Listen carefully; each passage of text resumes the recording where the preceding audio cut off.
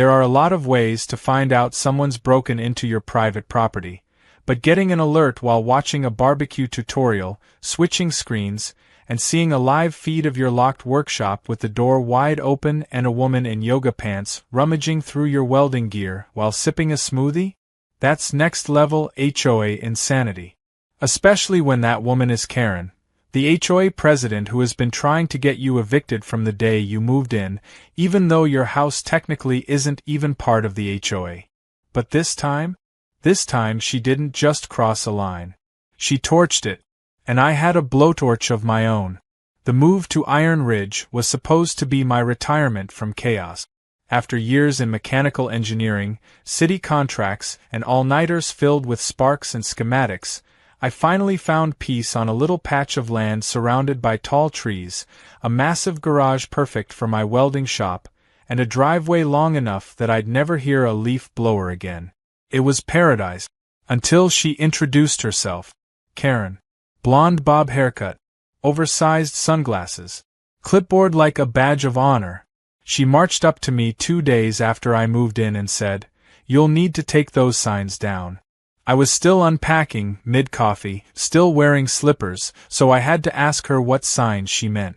She said the ones announcing my business, because according to her, businesses weren't allowed on HOA properties. I calmly explained my property wasn't in the HOA. She smirked and said, "Not yet." From that moment on, she made it her personal mission to change that. Petitions showed up in mailboxes. Anonymous complaints rolled into the county office. Everything from imaginary zoning violations to claims my garage was a safety hazard. Inspectors came, laughed, and left. She even once called animal control on my metal sculpture of a dog because, and I quote, "it looks aggressive." I laughed it off for months. I dealt with enough bureaucrats in my life to know that most of them ran out of steam when the law wasn't on their side. But Karen wasn't like most people. She didn't want rules. She wanted control. The weirdness escalated in waves. I started finding things moved around in my garage. At first, I assumed it was me. I'm forgetful after all, and sometimes I get into a creative zone and leave things half-finished. But then I noticed the small things. A welding torch that had been cooled but not cleaned. A toolbox drawer half-closed. My prototype for a client's motorcycle part, one I'd specifically wrapped in cloth, was unwrapped and left sitting on the bench like someone had been inspecting it. Still, I didn't panic. Instead, I upgraded. I installed a full surveillance system, camouflaged and high-def, with live-feed access on my laptop and phone. 3 days later, it happened. I was watching a video on how to smoke brisket when my laptop pinged. Motion detected in Garage Cam 3. I clicked over, half expecting it to be a raccoon or maybe a branch waving in front of the lens. What I saw instead was Karen, in full athleisure attire, stepping inside my garage with a bolt cutter in one hand and her phone flashlight in the other. I watched her walk straight to my welding table and start poking around like she owned the place. She even picked up one of my metal saws, shook her head like she was disappointed, then kept looking around. Now, I'm a pretty calm guy. I don't like confrontation. I believe in patience and clever problem-solving. But something about watching her snoop around my sanctuary like it was hers flipped a switch in my brain. This wasn't a neighborly dispute. This was trespassing, sabotage, and violation of personal space all rolled into one. I didn't call the cops. I didn't yell. I didn't even confront her the next day when she smiled at me while jogging past my gate like nothing happened. No, I did what I do best. I started designing. What people don't realize about welders is we live in two worlds: blueprints and blowtorches. We visualize, measure, plan, and execute. I spent the next 2 nights drafting a full-frame steel cage. Nothing permanent. Nothing illegal, but precise, impossible to dismantle without help, and strong enough to send a message. The message was simple. You don't mess with someone's workshop and walk away with your reputation intact. My plan needed one thing: her car. Karen drove a pristine white Lexus SUV that she parked like it was a monument, perfectly centered, gleaming, and always within sight of anyone walking down the street. She loved that car more than any human I've ever seen her interact with. So naturally, it became the target. But I needed her to park it on my driveway, and that would take bait. I left my side gate unlocked. I printed some fake documents marked confidential with phrases like HOA lawsuit evidence and internal review and laid them conspicuously on my bench. I angled one camera directly toward the stack and another at the side entrance. Then I waited. Karen was predictable, curious, nosy. She couldn't resist the scent of scandal. And sure enough, the following Thursday night she arrived. This time she was sneakier, no bolt cutters, just a flashlight and gloves. She parked her Lexus just off my driveway, slipped in through the gate, and made a beeline for the bench. I watched her leaf through the papers, whispering to herself. She took photos with her phone, all the while pacing around like she expected a ghost to jump out and accuse her. I watched from my security monitor while sipping a root beer. When she wandered deeper into the garage to look around, I triggered the automated door mechanism I'd rigged, just enough to drop the door halfway and startle her. She panicked, dropped one of the fake documents, and ran for the exit.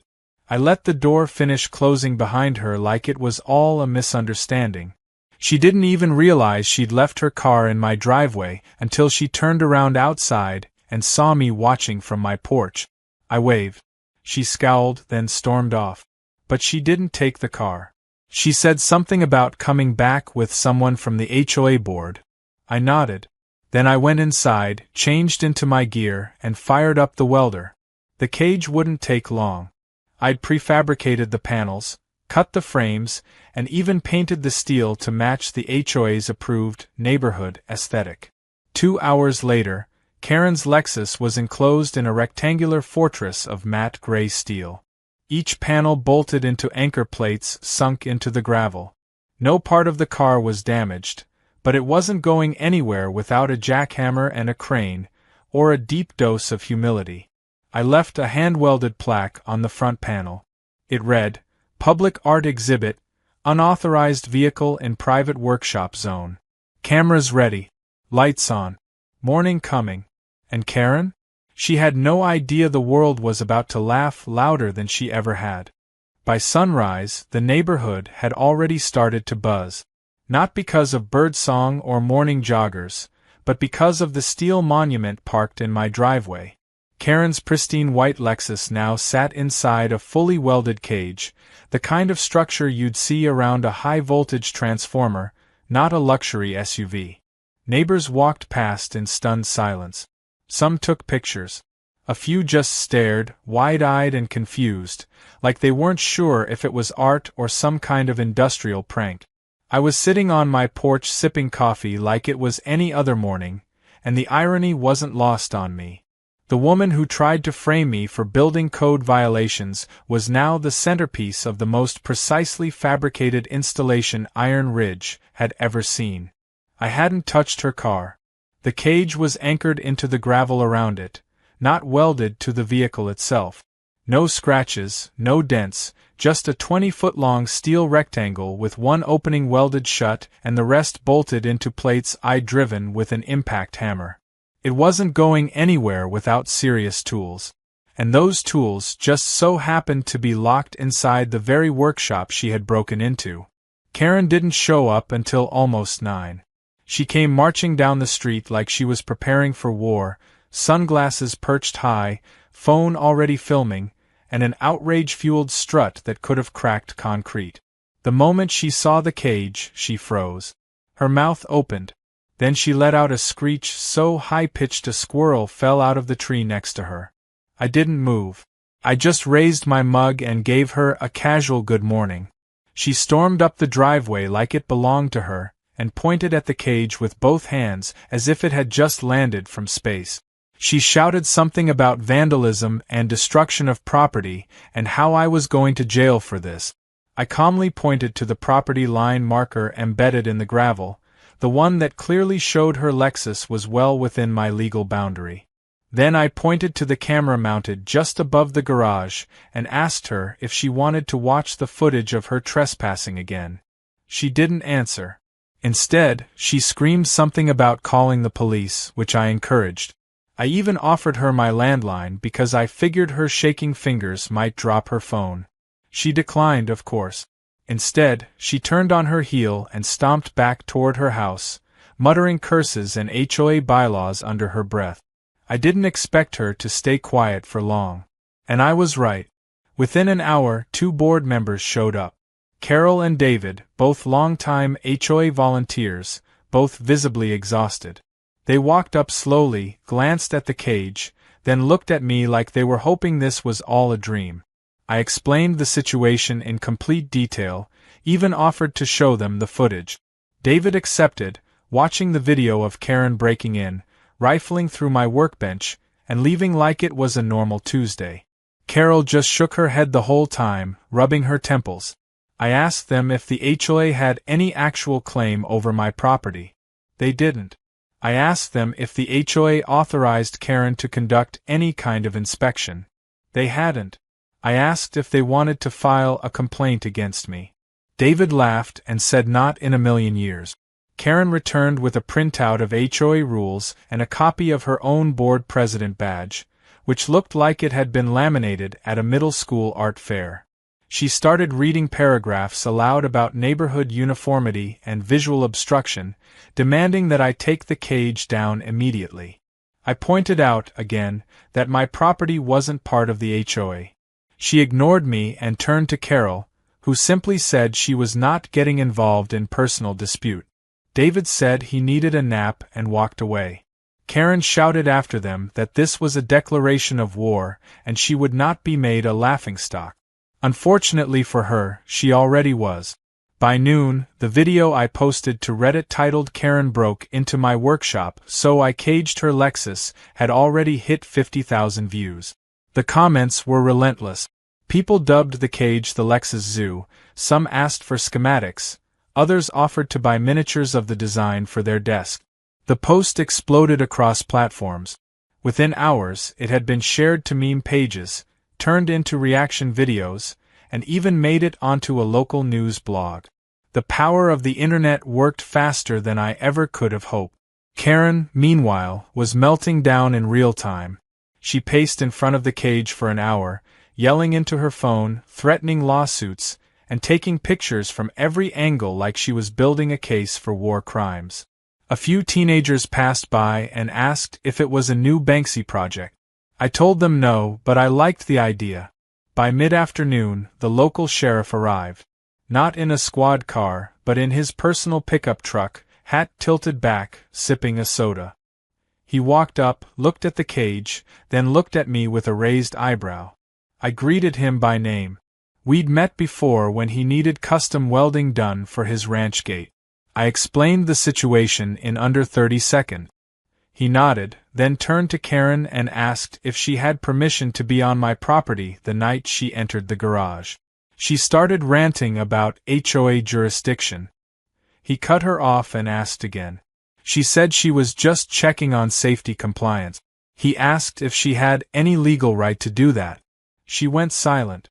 He then pointed to the camera and asked if she'd like to see the footage. She refused and accused him of taking side. He looked at me and said, "Ma'am, you're lucky this man's got a sense of humor. Someone else might have pressed charges."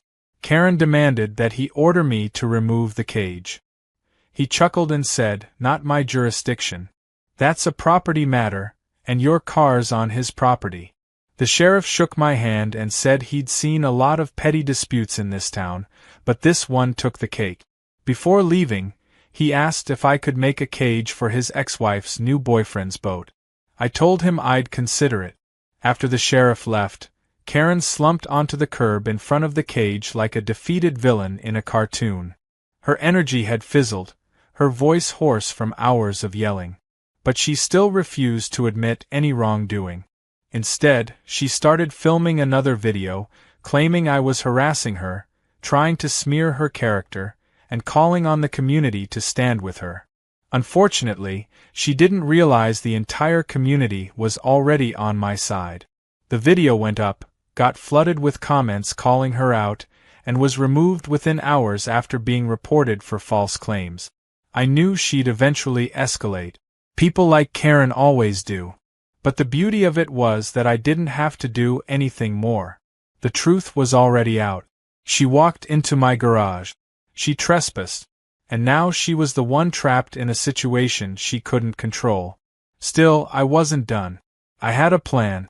If she wanted to keep escalating, I'd keep responding with steel, strategy, and a smile. Because this wasn't just about a car or a cage. It was about respect, about boundaries, and about reminding people that sometimes the quiet guy with the welding torch is the last person you should push, especially when you leave your Lexus behind. By the time the sun dipped behind the pine trees that evening, Karen's breakdown had already been immortalized. Someone down the street had caught her screaming at the cage and uploaded the footage with the title HOA Karen vs. The Steel Fortress. Within hours, it was clipped, edited, soundtracked, and remixed across every social platform. People were dancing to her outrage, lip-syncing her phrases like they were lyric. Her shrill demands to remove this prison now had become the punchline of an internet-wide joke. But while the online world reveled in the absurdity, I stayed focused. I hadn't built the cage for attention. I built it for accountability. If the attention helped expose her entitled behavior, all the better. But my mission wasn't complete, not until she understood just how far out of line she'd crossed. That night I didn't sleep much. My phone buzzed nonstop. Friends I hadn't talked to in years were sending texts like, "Dude, is that you welding in that viral video, and please tell me you're selling mini replicas of that cage." I even got a message from a local metal arts collective asking if I'd do an interview about industrial statement pieces. The internet had turned my revenge into art. But while I appreciated the irony, I knew Karen would be plotting. She didn't strike me as someone who could tolerate public humiliation, and there was no way she'd let this die quietly. Sure enough, by morning, her retaliation was already underway. She filed a formal complaint with the county building office, alleging that I had installed an unpermitted structure in a residential area. She claimed it obstructed the neighborhood's visual flow and constituted a safety hazard. But the real kicker? She tried to claim that I had kidnapped her vehicle. The county rep called me directly, trying not to laugh as he explained the complaint. I invited him to come by and take a look himself. He arrived that afternoon, clipboard in hand, clearly expecting a circus. What he found was a meticulously documented fabrication process, a series of land surveys confirming the exact property lines, and high-definition footage of Karen trespassing. After 15 minutes, he thanked me for the tour and asked if I offered classes. That same day, a process server arrived at my door. Karen had found a lawyer who was either desperate or had no idea what he was walking into. She was suing me for damages, emotional distress, and defamation. The packet was thick, filled with legal jargon and printed screenshots of her Lexus in the cage. There were even screenshots from Reddit, which she claimed were proof of me orchestrating a targeted harassment campaign. I calmly called my own lawyer, an old friend who specialized in property rights and tort law. He laughed so hard I had to pull the phone away from my ear. Then he told me to relax, that he'd handle it, and that if anything, I had a strong counterclaim. Karen doubled down the next morning. She had a group of HOA loyalists put up flyers around the neighborhood, calling me a danger to the community. The flyers had a grainy black and white photo of me, like a wanted poster, with the words "Warning, Illegal Structure Operator" printed across the top. I took one down, framed it, and hung it in my workshop. Her desperation was beginning to unravel any support she once had. The board members were distancing themselves. Carol resigned that week, saying she was tired of being dragged into personal vendettas. David stopped showing up at all. And the neighborhood, once filled with whispers and passive stares, began to shift.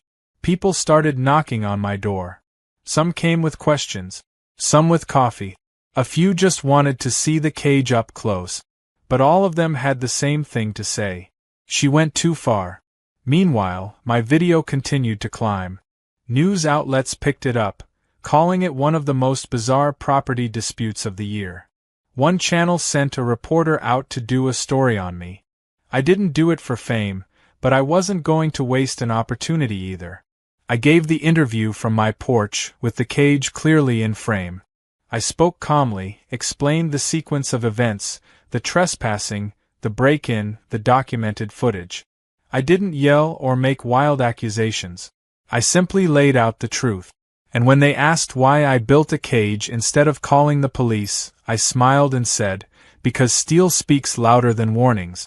That quote ended up going viral. It was clipped, memed, and printed on t-shirts by someone in Ohio who offered to send me 10% of the profit. I declined. But the tide had clearly turned. Karen's threats began to lose their bite. Her legal team suddenly grew quiet. Her HOA allies dwindled to 2 people, both of whom stopped responding to her group text. Then the HOA itself started to fracture. A petition began circulating to remove her as president. It gained traction faster than I expected. People were tired of the drama, the fines, the micromanagement. My cage had started a revolution. Still, I wasn't done. I had one more thing to do. I sent Karen a bill. Itemized, polite, and delivered with a notarized copy. Emergency metal encapsulation services. Labor, material, design, and disruption fee. $4,200. At the bottom, a note. Should you wish to dispute this invoice, I am happy to discuss in small claims court with surveillance footage on hand. She didn't respond. But I know she got it because later that night, her Lexus was gone. I came out the next morning to find the cage still standing, empty and perfectly intact.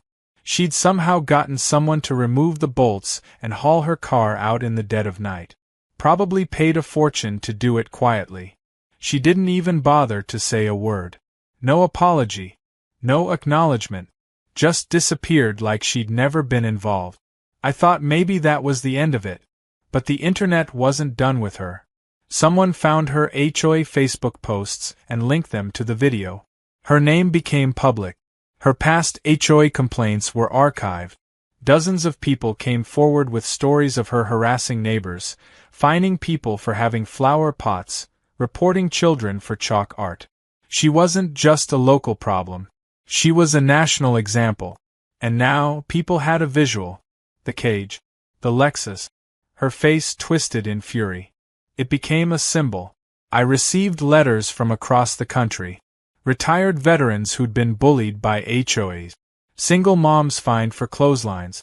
Artists penalized for painting their doors. All of them thanked me for what I did. Not because I fought back with violence, but because I used what I knew, steel, skill, and calm, to push back against entitlement. I hadn't planned on being a spokesperson for HOA resistance, but sometimes life welds you into a role whether you want it or not. As for Karen, she began to fade. The HOA eventually voted her out. She refused to attend the final meeting. Her house went on the market a month later. The for sale sign had a handwritten addition stapled on by someone anonymous. Includes free parking cage if you ask nicely. I never saw who added it. I just laughed when I passed by. But even as her chapter closed, mine was still being written. People still visited the cage, even without the car. It stood like a sculpture now, a quiet testament to boundaries, both physical and moral. And when people asked me if I regretted doing it, I always gave the same answer. Regret? No. If anything, I regretted not installing spotlights and a popcorn machine. Because that cage didn't just hold a car. For one glorious week, it held the line. The cage stood there for weeks like a monument to accountability, and as far as I was concerned, it had already served its purpose. Karen's car was long gone, but the steel structure remained, drawing curiosity like moths to a flame. People who had never spoken to me before now stopped by regularly, sometimes just to take pictures, sometimes to thank me for standing up to what they called years of silent harassment under the iron thumb of the HOA. I hadn't set out to become some sort of folk hero, but that's exactly what was happening. And it wasn't just the neighbors. Bloggers, influencers, Even a local podcaster wanted interviews. Apparently, telling someone no in the language of cold, perfectly welded steel struck a chord with the world. But Karen wasn't finished.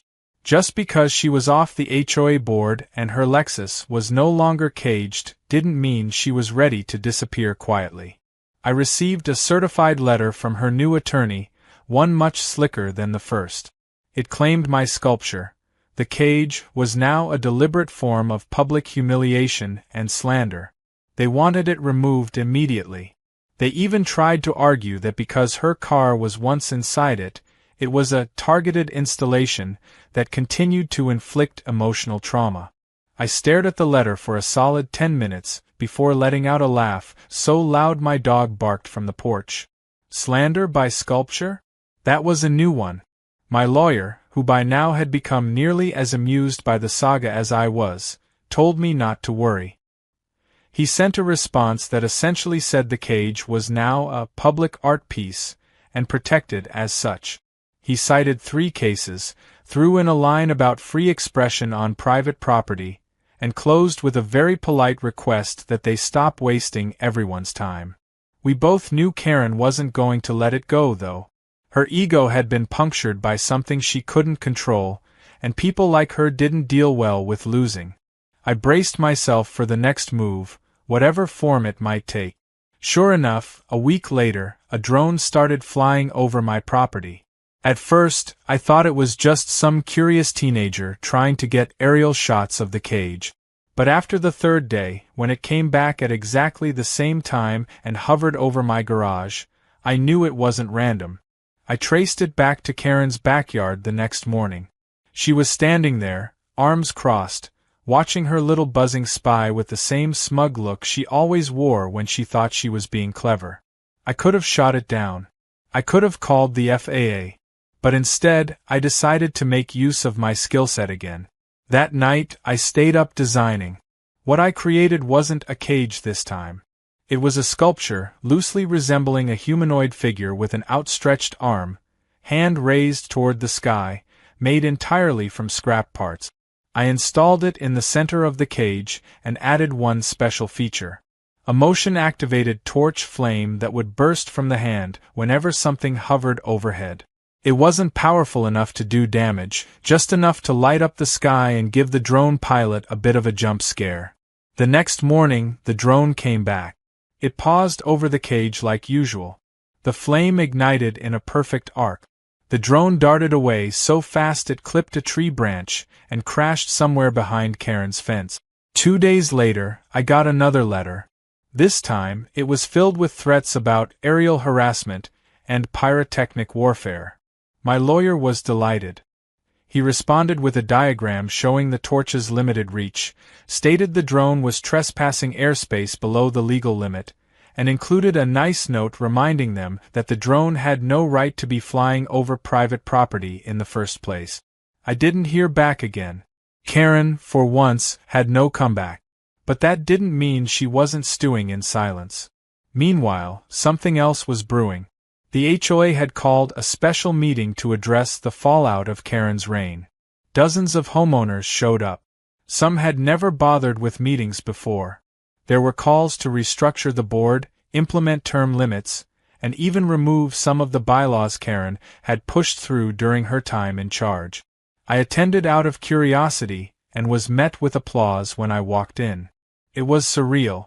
I was just the guy who liked welding weird things in his garage, but now people looked at me like I was some kind of liberator.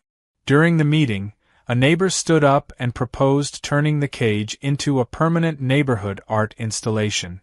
Someone else suggested moving it to the community park. Karen, of course, showed up halfway through the meeting and immediately tried to shut everything down.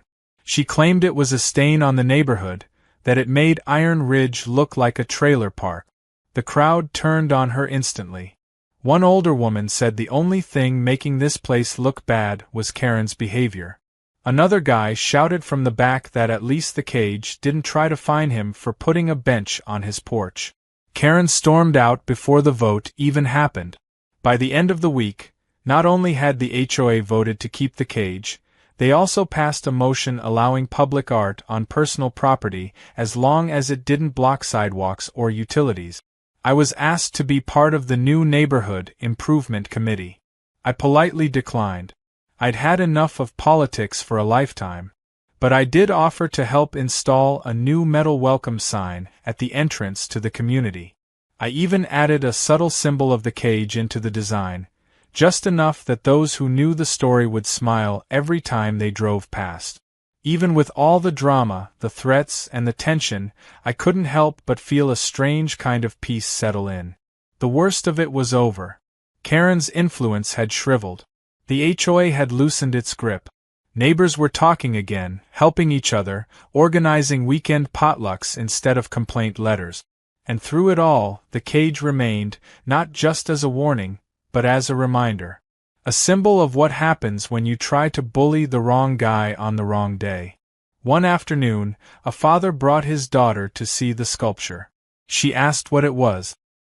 He crouched beside her and said, "That's what happens when someone takes what doesn't belong to them and someone else builds a boundary strong enough to stop it." She looked at me and asked if I was the builder. I nodded. She said, "That's cool," and skipped away. I couldn't help but grin. That night, I walked out to the cage and stood there a while. The torches were off. The metal was cool to the touch. It was quiet, calm.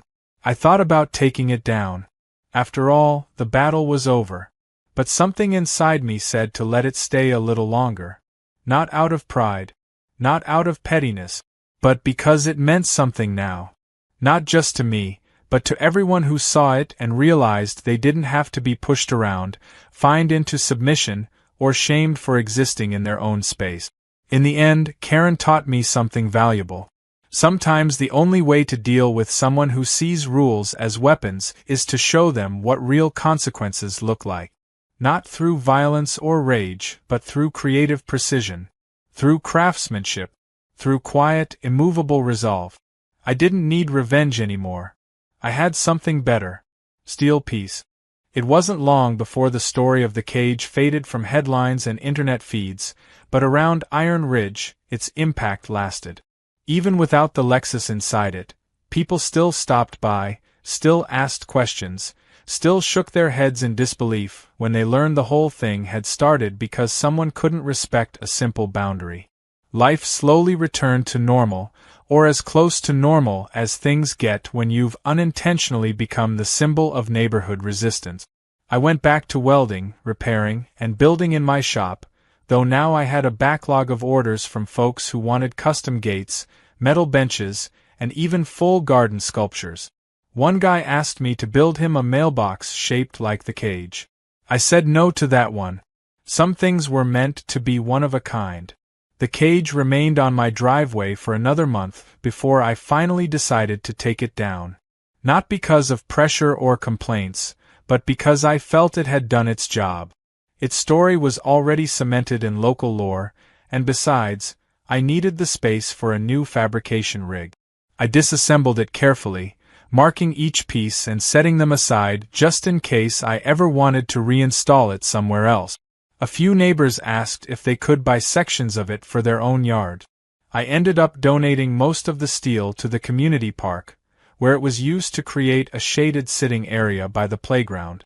They added a plaque that read, "Created from the structure that reminded us all about boundaries." It was subtle, poetic, and more than enough. Karen's house finally sold that summer. She didn't host an open house or speak to anyone about the sale. One day the sign was up, and within a week it was gone along with her. The moving truck came early in the morning. She didn't say goodbye. She didn't glare at me. She didn't try one last stunt. She just left, like someone quietly slipping out of a party after embarrassing themselves too many times. The new owners turned out to be a retired couple who liked gardening and brought over fresh-baked bread during their first week. It was almost eerie how calm everything became without Karen's drama hovering over the block. The HOA meetings were less tense. People laughed more. The neighborhood started organizing community nights, movie screenings, game nights, even a chili cook-off that I somehow won by accident. Though she was gone physically, Karen's presence lingered in the form of the changes she forced us all to make. But rather than destroy us, those changes ended up making the neighborhood better. Her obsession with control had caused people to wake up, question rules, push back on pointless regulations. Residents who used to stay quiet started speaking up. More people began attending meetings, offering ideas, taking initiative. And somehow, in a strange twist I never saw coming, I became the quiet voice of reason people turned to when things got tense. It wasn't a role I had asked for, but I didn't shy away from it either. After all, I had been through the fire. Literally and figuratively. One day, a local high school teacher contacted me and asked if I'd be willing to come speak to her class. She taught a course on civic engagement and wanted someone to talk about how everyday actions could spark real change. I was hesitant at first. I wasn't a speaker. I was a guy who likes sparks and steel and silence. But I agreed, mostly because I figured they'd appreciate a break from textbooks. When I arrived, they had a projector screen already showing the viral clip of Karen yelling in front of the cage. The students laughed. Some even recognized me and asked if the cage was still up. I talked about property rights, about accountability, and about creativity. I told them how I turned anger into action, how I didn't destroy anything but still made a point no one could ignore. And when they asked me the question I always got, would I do it again, I told them the truth. Yes. But I'd weld it faster next time. The story reached further than I ever expected. I started getting invitations to art shows, urban planning panels, and homeowner conferences. One particularly strange request came from a documentary filmmaker who wanted to include me in a series called Neighborhood Wars. I declined, not out of fear, but because I felt the story had already been told the best way it could have been. It didn't need reenactments or dramatic narration. It needed to live where it started, in the memory of those who witnessed it and in the steel that had shaped it. I continued working, designing new pieces for clients and building a reputation for solid, custom metalwork. Every so often, someone would ask for a piece that was, in their words, a little bit petty. I usually said no unless the design had artistic merit. I didn't want to become the go-to guy for revenge decor, but I also understood the desire. There's something satisfying about standing your ground with skill and style instead of shouting and lawsuit. The right design could say everything words never could. Eventually, the story began to fade. A new HOA president took over, one who prioritized harmony over control. The rules loosened just enough that people could paint their mailboxes, hang wind chimes, and plant what they liked in their front yard. It was small, but meaningful. I'd walk through the neighborhood sometimes and see little flashes of rebellion, custom art pieces, colorful murals, handmade porch swings, and I'd smile. Karen had tried to suppress personality. In the end, she unleashed it. Years later, I'd still get the occasional nod from someone who recognized me in a hardware store or at the county fair. Sometimes they'd ask for the story. Other times they'd just say thanks. I never got tired of hearing it. Not because I needed the praise, but because it meant that what I did mattered. That standing up, in my own strange way, had echoed further than I thought it could. One evening, I sat on my porch as the sun dipped low, casting long shadows across the yard. A breeze rustled through the trees, and in the quiet, I could almost hear the clanging of steel echo from memory. The cage was gone. Karen was gone. But what remained was something far more permanent. A sense of peace, of justice, of knowing that sometimes you don't have to shout to be heard. Sometimes all you need is a welder, a plan, and the will to stand firm when someone pushes too far. I thought about that day she broke into my shop, the audacity in her voice, the way she looked at my tools like they were obstacles in her way. And I remembered the calm that washed over me when I realized exactly how I was going to respond. Not with fists or rage, but with design, with craftsmanship, with a message so clear and so solid it couldn't be ignored. That was the legacy of the cage. Not just steel, not just retaliation, but balance. It was about drawing a line and saying this is mine and you don't get to cross it. And for everyone who ever felt steamrolled by rules they didn't vote for, by power they didn't consent to, it gave them something to hold on to. A reminder that even the quietest person on the block can build something that speaks louder than 1,000 HOA memos. And as night settled over Iron Ridge, I took one last sip of coffee, leaned back in my chair, and watched the stars flicker above the trees. The fire was out. The forge was quiet. But the lines I had drawn still held strong. Not just in steel, but in memory. And I knew, without a doubt, that if ever another Karen came knocking, I wouldn't need to raise my voice. I'd just roll up my sleeves, light the